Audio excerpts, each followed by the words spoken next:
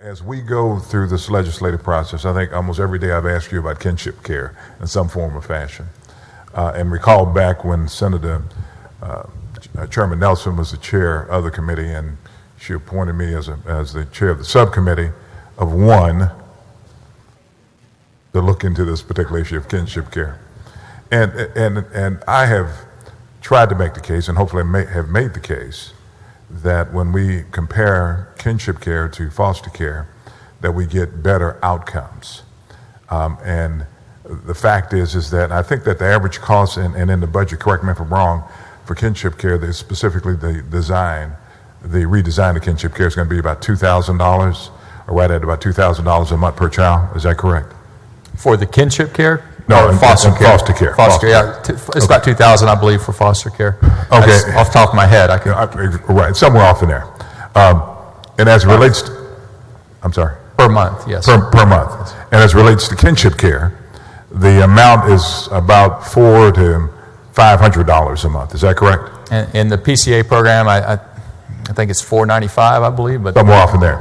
And so the point I want to continue to make is that when we do a comparative analysis between both systems, and don't get me wrong, we need foster care, but when we do a comparative analysis between both systems, the children who benefit from the system, who unfortunately find themselves in that situation, no fault of their own, we get better results for those children in kinship as opposed to foster care.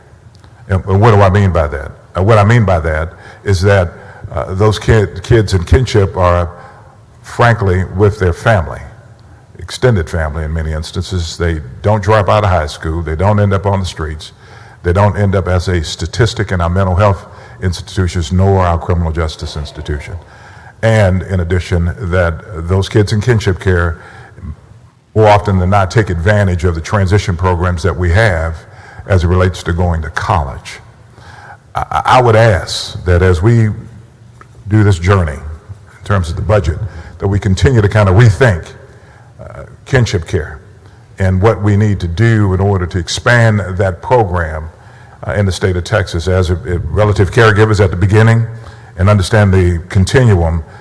Child gets placed with CPS. We have relative caregivers programs, and then at the end of the continuum to determine whether or not they're in permanent foster care, reunited with the family, or they get into the permanency care program, that we rethink exactly what's in the best interest of those children, especially if we're spending $2,000 a month and we get better results spending close to $500 a month. It would seem to me, specifically in this time of a tight budget, that we would look at spending more money efficiently in that system. Now, I understand and do appreciate and that we've got to make certain that we're doing the right thing as it relates to developing that system. And your caution is well received by me as a member who've worked in the area and served on the committee for many years.